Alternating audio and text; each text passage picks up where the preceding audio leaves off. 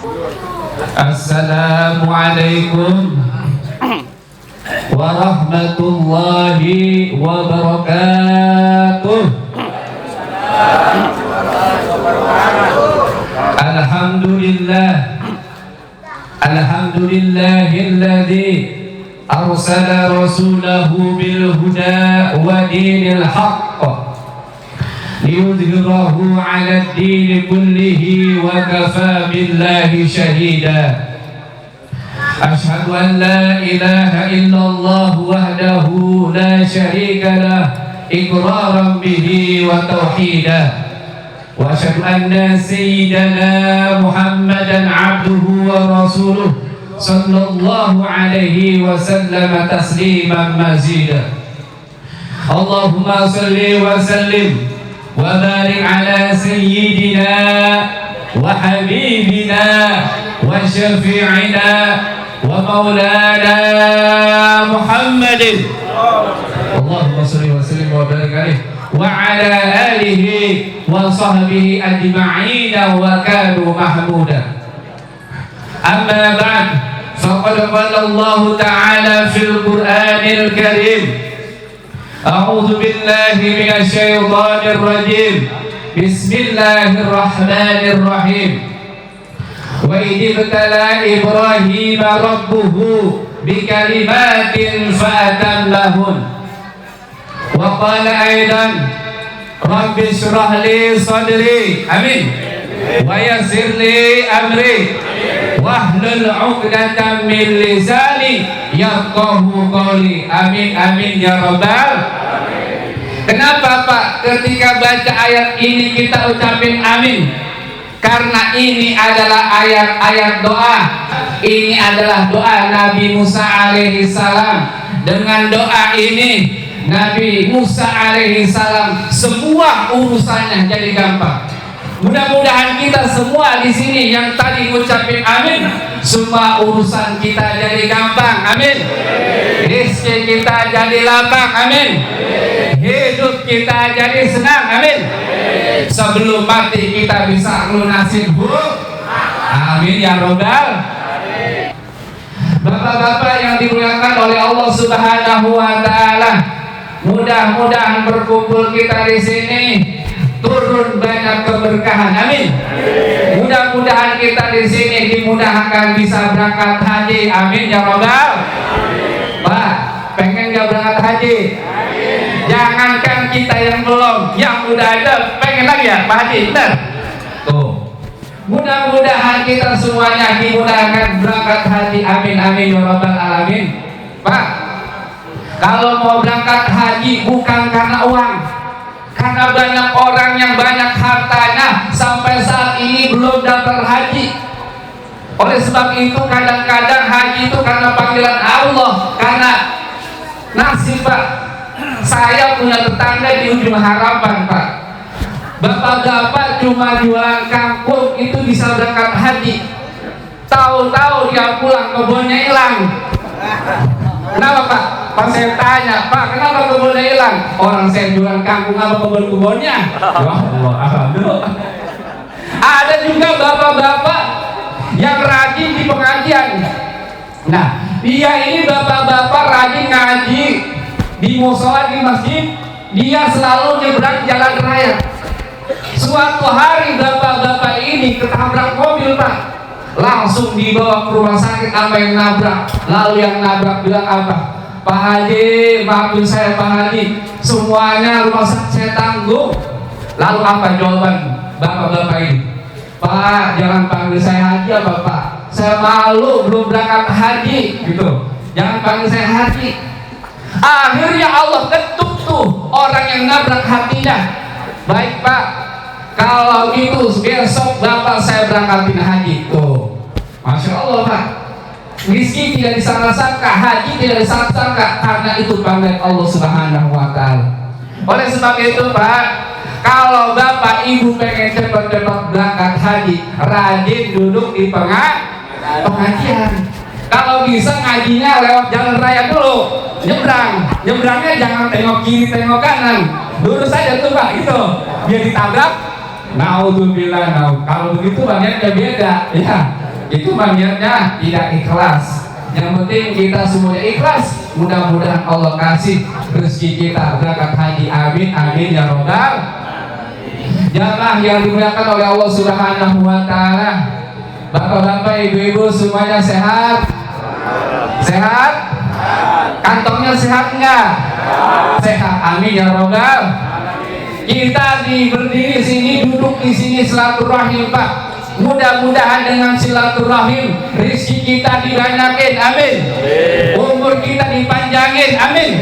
Kenapa? Karena kata Nabi Shallallahu Alaihi Wasallam, man ahabba ayyubsatu lahu fi rizqihi wa yunsa'alahu fi azarihi falyasir rahimah. Kata Nabi, barang siapa yang pengen diluaskan rezekinya, barang siapa yang pengen dipanjangkan umurnya, maka rajin-rajinlah silaturahim.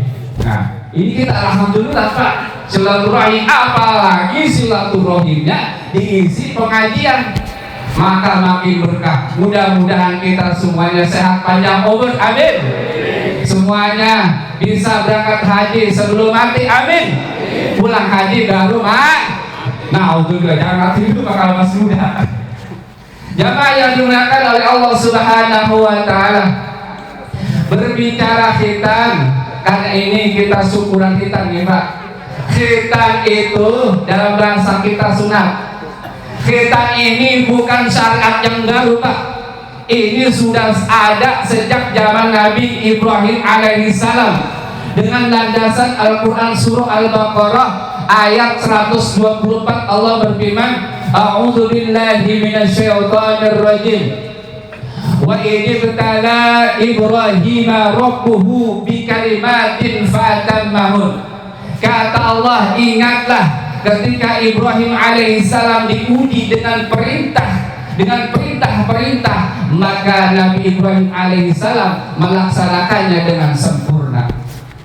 Al-Imam Al-Qurtubi dalam tafsirnya menjelaskan bahwa perintah-perintah tersebut diantaranya bisa ditafsirkan membangun Ka'bah, bisa juga ditafsirkan menyembelih anaknya Nabi Ismail, bisa juga ditafsirkan untuk hijrah Siti Hajar dan Ismail ke padang Tandus, bisa juga tafsiran yang lain yang banyak para ulama banyak menafsirkan. Semuanya ada hadisnya, semua ada dalilnya, termasuk ayat ini menunjukkan perintah khitan. Jamaah yang dimuliakan oleh Allah Subhanahu wa taala. Oleh sebab itu, dalam hadis riwayat Imam Bukhari dan Imam Muslim, ayat ini turun, perintah khitan ini turun ketika Nabi Ibrahim alaihissalam berumur 80 tahun. Pak, coba bayangin, bapak-bapak yang umur 80 tahun ada gak? 70 tahun kan? Pagi berapa? 80 tahun. Ditambah saat itu zaman belum canggih kayak sekarang Pak. Pisau belum ada, gunting belum ada, silet apalagi laser, ya belum ada.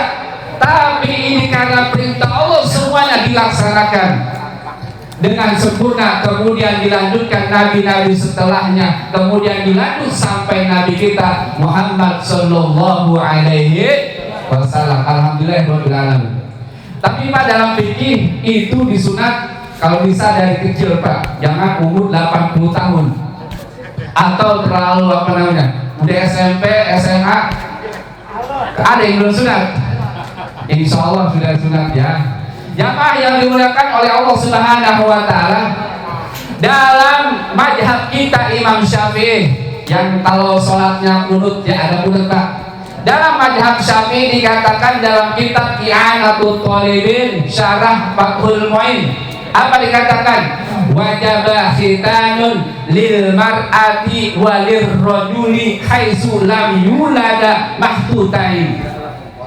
Bahwa pelaksanaan khitan adalah hukumnya wajib bagi laki-laki dan perempuan yang sejak lahir itunya belum terpotong Pak.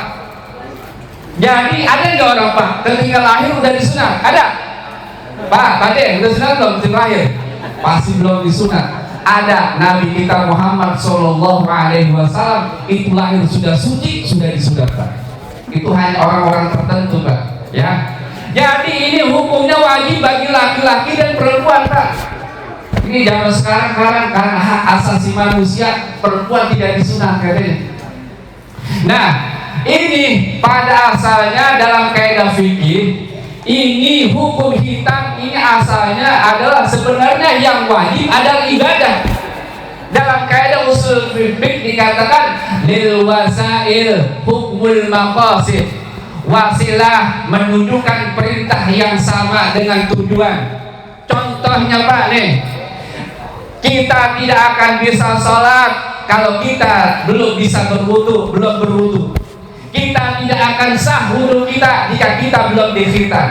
Karena sholat hukumnya wajib, maka dalam kaidah usul fikih khitan pun sunat pun hukumnya menjadi wajib. Bapak, ya, jadi hukumnya wajib. Asalnya enggak wajib, tapi jadi wajib karena ngikutin tadi tujuannya untuk sholat, karena sholat adalah wajib. Bapak-bapak yang dimuliakan oleh Allah Subhanahu wa Ta'ala, lalu khitan ini apa? Khitan ini, Pak, memotong ujung kulit jangan laki-laki, ya, dipotong, dibuang. Lalu bagaimana dengan perempuan, Pak? Perempuan itu potongnya sekedarnya, Pak, ditiles sekilas, tidak seperti potongan laki-laki. Ini seperti hadis yang diriwayatkan oleh Ummu Atiyah. Beliau ini bertanya kepada Rasul tentang khitan perempuan. Apa kata Rasul? Jawab, "Fa'idha khafati fa'ashimli wala tanhiki fa innahu asradil wajhi wa a'zaliz zawji." Kata Nabi, kalau perempuan ini potongnya sekedarnya saja, jangan dipotong habis, Pak. Jangan, karena itu yang dipotong perempuan, ya, itu adalah kesenangan istri, juga itu adalah sesuatu yang kecil yang disukai suami. Itu kata Nabi, Pak. Jadi kalau begitu apa hikmahnya? Nah, hikmahnya yang perempuan ini, semua perempuan. Coba Pak, orang barat banyak yang kagak disunat, yang agak puas punya suami satu, akhirnya dia kurang puas, suami-suami yang lain dia tidurin juga, Pak. Itu hikmahnya. Tapi juga sama, kalau motongnya sampai habis, nafsunya agak ada, Pak. Ntar dia kita gitu gimana, agak ada rasanya dia. Kita doang yang enak. Itu hikmahnya. Wanita juga hukumnya wajib dalam mazhab kita Syafi'i. Jamaah yang dimuliakan oleh Allah Subhanahu wa Ta'ala, lalu ada beberapa, setidaknya saya meringkas 4 hikmah, Pak, dalam hikmahnya khitan ini. Hikmah yang pertama, Pak, kalau ditanya Bapak di sini semuanya pengen nggak punya anak soleh? Pasti pengen, Pak. Kali di sini ada yang pengennya jadi anak garong, ada? Anaknya jadi pengen anak gandrung, nggak ada? Pasti semua pengen anaknya jadi anak soleh. Jangankan kita nih, yang mudah-mudahan kita orang baik-baik, amin. Yang orang tidak baik pun pengen anaknya jadi soleh. Namun itu tadi, Pak, menjadi anak yang soleh itu bukan perkara mudah, butuh proses yang panjang. Hikmahnya ini yang pertama adalah kita menyempurnakan proses membentuk anak yang soleh, Pak. Oleh karena itu ulama mengatakan khitan ini pada hakikatnya ada peletakan batu pertama, Pak. Pak, coba kita pengen bangun rumah, Pak, kita cuma belatakan batu pertama doang, sunat doang. Kira-kira rumah jadi nggak? Kagak, Pak. Oleh karena itu khitan ini adalah proses, salah satu proses perlu ditebuskan. Bukan hanya dihitam saja, mudah-mudahan anak saya jadi soleh. Tidak, Pak. Harus diteruskan sebagaimana kita peletakan batu membuat sebuah rumah. Kita cor, kita bikin tembok, dan seterusnya. Begitupun anak pengen jadi anak soleh, bukan hanya dikhitan, kita lanjutkan, Pak. Kita didik, kita ajarin cara wudhu, kita ajarin sholat, kita ajarin ngaji, dan seterusnya. Itulah proses-proses untuk menjadi anak yang soleh.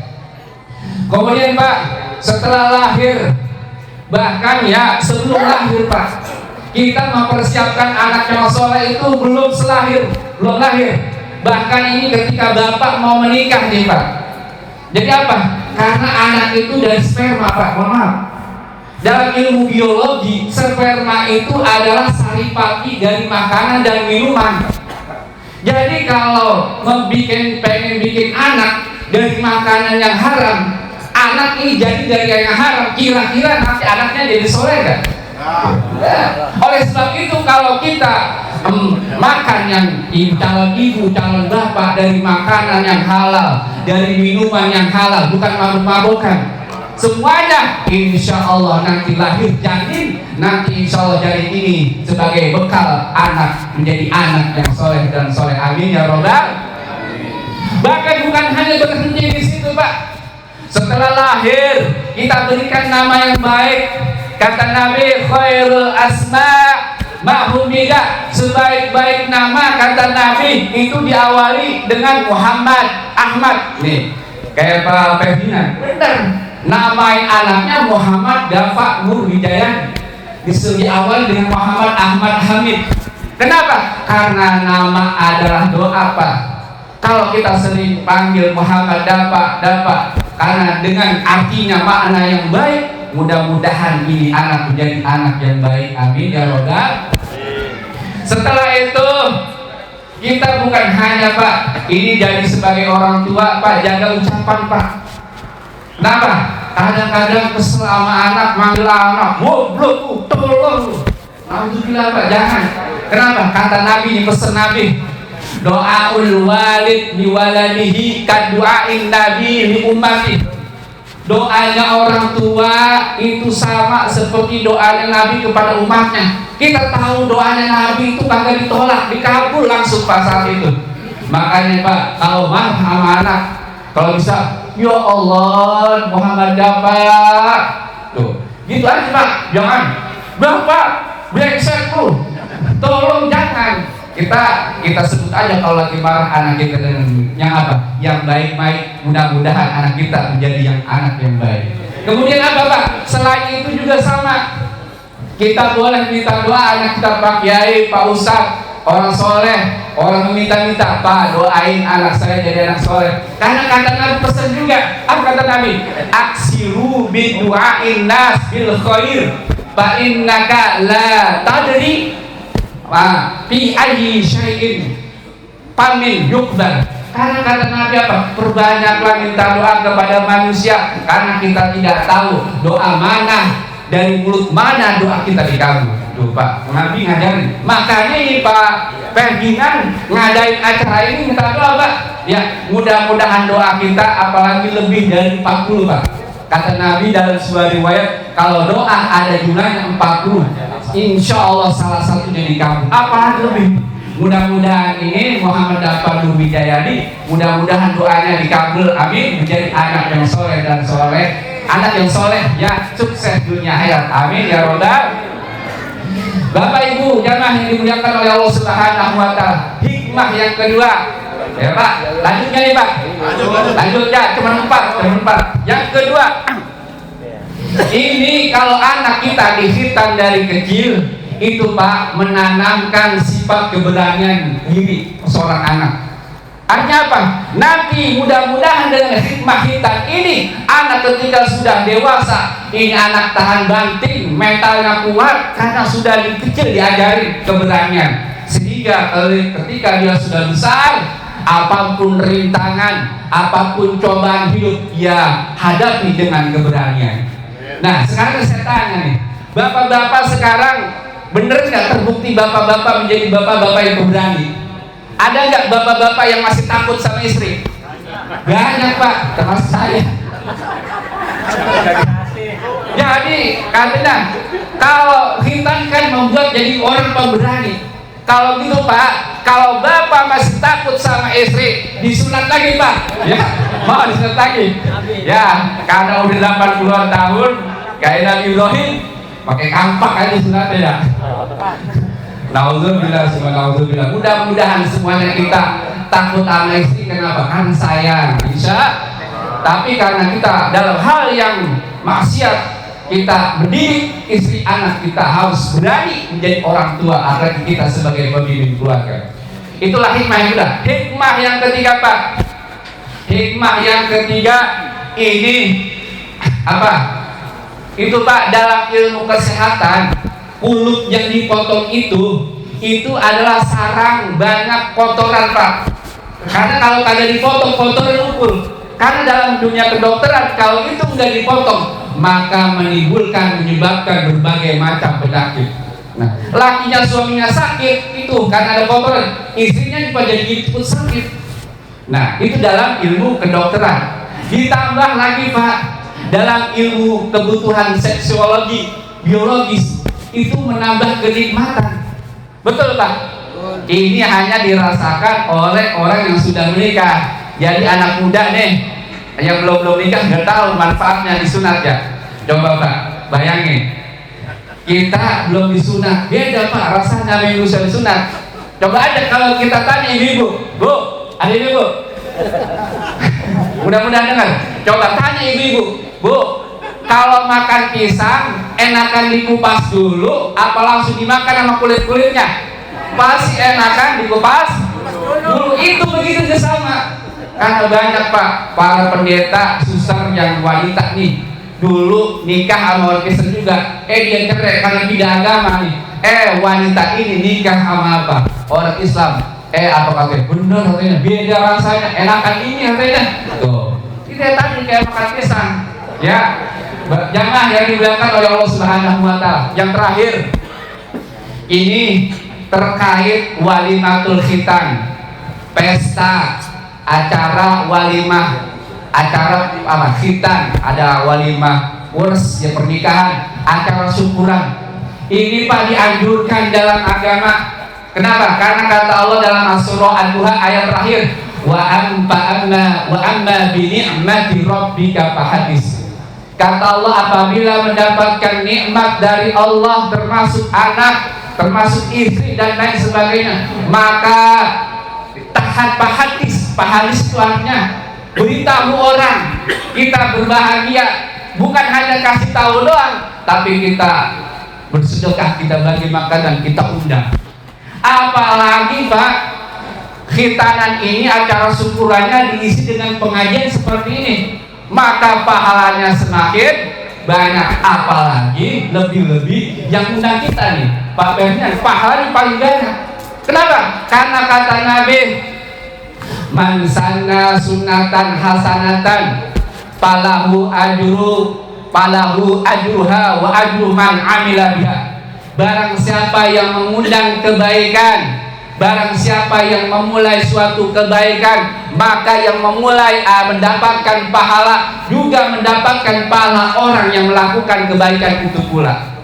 Coba nih Pak, Bapak Ferdinand sedekah makanan langsung dibawa ke rumah-rumah, maka Pak Ferdinand hanya mendapatkan pahala sedekah. Tapi kalau dia mengundang acara syukuran, dapat pahala membaca Al-Quran, dapat pahala membaca zikir, dapat pahala silaturahim, dapat pahala baca maulid, dapat pahala baca doa, doain orang tua kita, orang tua dia, semuanya. Kemudian apalagi Pak, semuanya dapat pahala. Semuanya kita duduk sini dapat pahala. Pak Ferdinand dapat pahalanya, silakan hitung dikali nih Pak. Tuh, makanya berkah. Jadi kalau kita ngadain pesta, bagi-bagi makanan, kalau bisa, kalau ada rezeki, kita kita berbagi bahagia, kita undang acara pengajian seperti ini. Belum lagi majlis ilmu Pak. Kata Nabi, duduk di majlis ta'lim itu lebih baik sholat 1000 rakaat Pak, sholat sunnah. Bayangin, Bapak yang pernah coba sehari sebulan sholatnya 1000 rakaat, gak bisa. Tapi kita duduk teman sini, duduk di majlis ilmu, itu kita lebih baik pahalanya, kita seperti sholat 1000 rakaat. Supaya itulah hikmah-hikmah. Mbak, jamaah yang dimuliakan oleh Allah Subhanahu Wa Taala. Demikian, mudah-mudahan Pak ada manfaatnya. Yang benar itu datang dari Allah Subhanahu Wa Taala, yang salah dari pribadi saya. Kita doakan ya, ini Ananda Muhammad Dafa Nur Hidayati menjadi anak yang soleh, amin. Dimudahkan dalam belajarnya, dimudahkan dalam menuju kesuksesan, baik sukses dunia akhirat. Ya, Bapak Beringan ini usahanya makin maju, makin berkah, amin. Dan keluarganya, termasuk keluarga kita yang hadir, semuanya kita diberikan sehat panjang umur, diberikan rezeki yang berlimpah, dan mudah-mudahan kita sebelum mati nanti bisa berangkat haji, amin amin ya robbal. Demikian, hadanallahu wa iyyakum ajmain. Wassalamualaikum warahmatullahi wabarakatuh.